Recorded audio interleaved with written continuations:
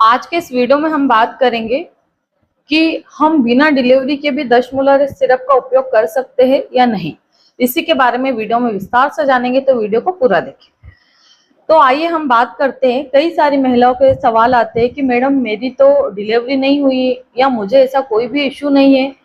तो क्या मैं दशमूलर सिरप का उपयोग कर सकती हूँ या नहीं कर सकती हूँ। तो जी हाँ, आप बिल्कुल दशमूलर सिरप का उपयोग कर सकती हो, पर आपको उससे रिलेटेड प्रॉब्लम होनी चाहिए। तो अगर आपको कोई भी हेल्थ इश्यू नहीं है तो फिर आपको कोई भी मेडिसिन लेने की जरूरत नहीं है। तो हम बात करते हैं कि जो दशमूलर सिरप रहती है उसको हम नॉर्मली कब कब दे सकते हैं, या महिलाओं को ऐसी कौन सी प्रॉब्लम्स रहती है जब इस दवाई की रिक्वायरमेंट रहती है।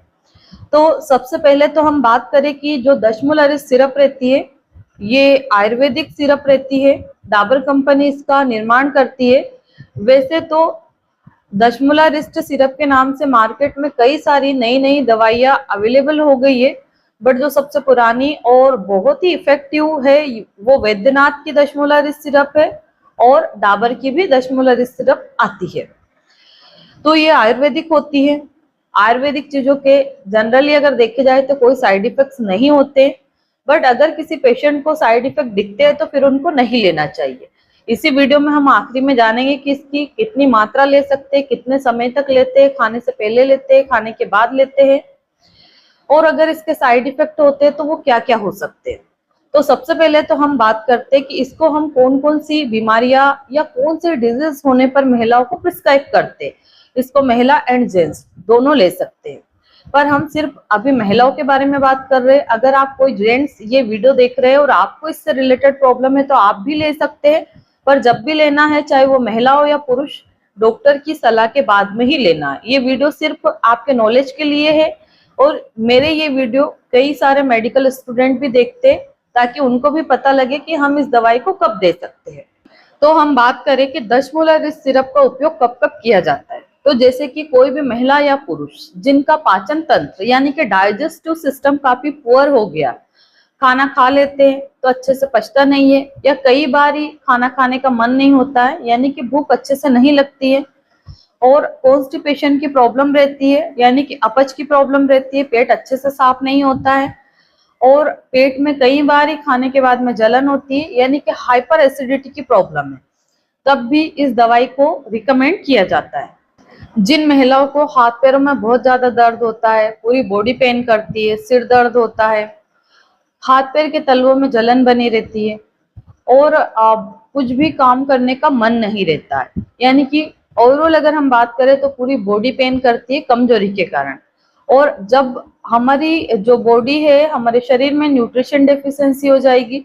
तो नॉर्मल सी बात है कि हाथ पैरों में दर्द, सिर दर्द, काम करने का मन नहीं होना, ये प्रॉब्लम तो पेशेंट को रहती ही है। तो अगर कोई भी महिला ये कंप्लेंट करती है कि मेरा किसी भी काम में मन नहीं लगता है या मेरी इच्छा ही नहीं होती है काम करने की, तब भी इस दवाई को दी जा सकती है।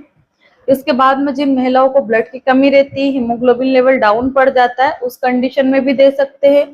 ताकि जो हीमोग्लोबिन का लेवल है वो भी बढ़ सके, और ये जो हमारी बॉडी में पेन बना रहता है यानी कि दर्द रहता है, तो इसमें ऐसी जड़ी बूटियां मिलाई जाती है जो एंटी इंफ्लेमेटरी गुण भी रहते हैं। तो इसको लेने के बाद में हमारे जो हाथ पैरों में दर्द बना रहता था वो भी धीरे धीरे करके ठीक होने लग जाता है।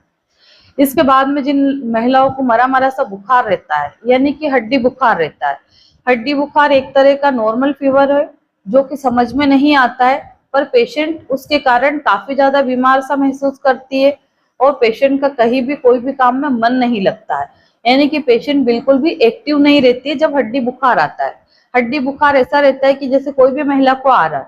पर अगर वो हमको बोलती है कि आप हमें चेक करके देखिए, तो जब हम लोग चेक करते हैं तो महिला गर्म नहीं होती है, पर जब महिला सो जाती है तो उसको उठने का मन नहीं होता और बहुत ही ज्यादा कमजोरी, और खाने का भी मन नहीं, मुंह में स्वाद नहीं आता है, यानी कि कोई भी खाना वो खाती है तो उसका टेस्ट बराबर नहीं आता है। तो इस तरह का हड्डी बुखार रहता है जो कि महिला को अंदर ही अंदर बहुत ही ज्यादा कमजोर कर देता है। तो अगर आपके साथ भी अगर ऐसी कोई भी प्रॉब्लम है तो आप इसको बेझिझक ले सकते हैं।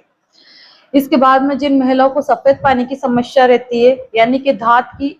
प्रॉब्लम रहती है, अगर हम 10 मरीज देख रहे हैं तो 10 में से कम 5 से 6 लेडीजों को दांत की समस्या रहती ही रहती है। और महिलाएं बोलती है मुझे 4 साल से प्रॉब्लम है, मुझे 5 साल से प्रॉब्लम है, मुझे तो कई सालों से प्रॉब्लम है और मैं कई डॉक्टरों से ट्रीटमेंट ले चुकी हूँ उस चीज का, पर हम दवाइयां खाते हैं तब तक तो आराम पड़ जाता है, उसके बाद में वही हालत हो जाती है।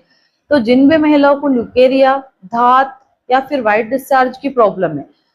उनको भी इसको दिया जा सकता है, काफी अच्छे रिजल्ट देखने को मिलते हैं। जिन महिलाओं को पेट से रिलेटेड दर्द रहता है, यानी कि अपर एब्डोमिनल में भी पेन रहता है, चाहे लोअर एब्डोमिनल में पेन रहे, कमर में दर्द रहे, थाइज में पेन रहे, लेग क्रैम्प्स रहे, तो भी हम इसको दे सकते हैं। क्योंकि जो महिला का लोअर एब्डोमिनल रहता है, आधी से ज्यादा समस्या तो उसी में रहती है, यानी कि पेल्विक एरिया से रिलेटेड ही बीमारियां रहती है। जैसे कोई महिला को गर्भधारण नहीं हो पा रहा, कोई महिला के पीरियड टाइम पे नहीं आ पा रहे, किसी को पीरियड आते तो बहुत ही ज्यादा पेट में दर्द होता है, किसी को ओवरी में गांठें बन गई है यानी कि सिस्ट बन गई है, कई महिलाओं के पीरियड बहुत ही ज्यादा हेवी आते हैं, कोई कोई महिला के पीरियड बिल्कुल स्केंट यानी कि खुल के नहीं आते हैं। तो अगर हम ज्यादा से ज्यादा देखें तो महिला के जो प्रजनन तंत्र रहता है उसी से ज्यादा समस्याएं रहती है। और हम डिलीवरी के बाद भी इसीलिए देते हैं कि महिला को जो प्रजनन तंत्र से रिलेटेड समस्याएं रहती है, यानी कि रिप्रोडक्टिव सिस्टम जो कमजोर पड़ जाता है वो ठीक हो जाए और महिला की जो ओवरऑल बॉडी ग्रोथ है वो भी मेंटेन रहे। अब जैसे डिलीवरी के बाद में कई महिलाओं का वेट गेन हो जाता है, किसी की सिजेरियन डिलीवरी होती है तो पेट बहुत ज्यादा लटक जाता है, बाहर निकल जाता है, यानी कि टमी एरिया बहुत ज्यादा बड़ा हो जाता है। तो अगर आप इसको लेते हैं तो आपका वेट भी मेंटेन यानी कि वेट मैनेज होने लगेगा, जो एक्स्ट्रा चर्बी जम रही है खा खा करके वो चर्बी अपने आप ही घटने लगती है। तो ऐसे ही अगर हम नॉर्मल केसेस में देखें कि मैडम मेरी डिलीवरी हुई तो 10 साल हो गए या मेरी तो हुई नहीं, मुझे तो एक भी बच्चा नहीं है, तो मेरा जो कमर का फेट बढ़ रहा है तो क्या वो कम हो सकता है कि नहीं? तो आप इसको लेते हो और हल्की फुल्की एक्सरसाइज करते हो और अपनी डाइट मेंटेन करके चलते हो, बैलेंस डाइट लेते हो, तो फिर आपकी जो टमी के एरिया में जो चर्बी बढ़ गई है वो भी कम हो सकती है। और आपको रिप्रोडक्टिव सिस्टम से रिलेटेड जो भी इश्यू है, जैसे पीरियड का खुल के ना आ पाना, ओवरी में सिस्ट हो गई, किसी को पीसीओडी है, किसी को पीसीओएस है, किसी की एंडोमेट्रियम की लाइनिंग इनरेगुलर बन रही है यानी कि सही साथ लाइनिंग नहीं बन रही है, अंडे की क्वालिटी खराब है, तो अगर आप इस सिरप को लेते हैं तो आपको काफी बेहतर रिजल्ट मिलेंगे। तो इतनी कुछ बीमारियां रहती है जिसमें कि हम इसका इस्तेमाल कर सकते हैं। इसके अलावा भी और भी बहुत सारी डिजीज रहती है जो कि हम लोग अपने एक्सपीरियंस के अकॉर्डिंग इस्तेमाल करते हैं। अब हम बात करें कि सिरप की जो मात्रा है वो कितनी मात्रा ले सकते हैं। तो अगर कोई भी एक एडल्ट व्यक्ति है यानी कि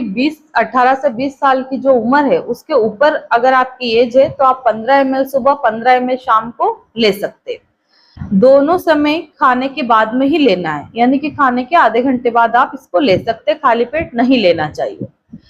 इस दवाई को आप डायरेक्टली भी ले सकते हो और पानी में मिक्स करके भी ले सकते हैं। अगर आप डायरेक्ट लेते हो और बहुत ही तेज गले में जलन या सेंसिटिव टाइप लगता है तो फिर 15 ml दवाई को 15 ml गुनगुने पानी में मिक्स करके सुबह शाम दोनों टाइम लेना है। कई लोगों को 3 टाइम भी प्रिस्क्राइब की जाती है, बट वो उनकी कंडीशन पे डिपेंड करता है, उनकी मेडिकल हिस्ट्री पे डिपेंड करता है। बट जो नॉर्मल लोग है, ज्यादा कोई इश्यू नहीं है, तो उनके लिए 15-15 ml भी सफिशिएंट रहती है। अब हम बात करें कि इसको हम कितने लंबे समय तक ले सकते हैं, तो आप 1 महीना, 2 महीना, 3 महीने भी इसको ले सकते हैं।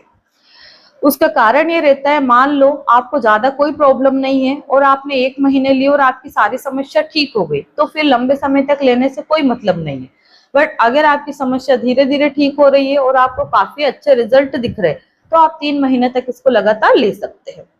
अब हम बात करें कि इसके क्या क्या दुष्प्रभाव यानी कि साइड इफेक्ट्स हो सकते हैं, क्योंकि चाहे कोई भी अच्छी चीज हो, कितनी भी अच्छी चीज हो, तो भी उसके साइड इफेक्ट जरूर रहते हैं। तो साइड इफेक्ट के बारे में भी हमको पता लगना चाहिए। तो हम बात करें कि इसके साइड इफेक्ट क्या रहते हैं, तो सबसे पहले तो आपको एसिडिटी की प्रॉब्लम हो सकती है, यानी कि जिन लोगों को पेट में अल्सर है या आप बहुत ज्यादा मिर्ची मसाले खा लेते हैं या चाय बहुत ज्यादा पीते हैं,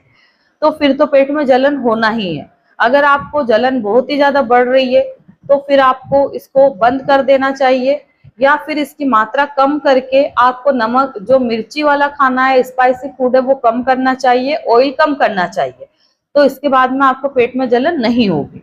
अब इसको लेने के बाद में अगर आपको बॉडी में कुछ अनकंफर्टेबल सा फील हो रहा है, जैसे कि जी घबरा रहा है, उल्टी जैसा मन हो रहा है, दस्त लग रहे है,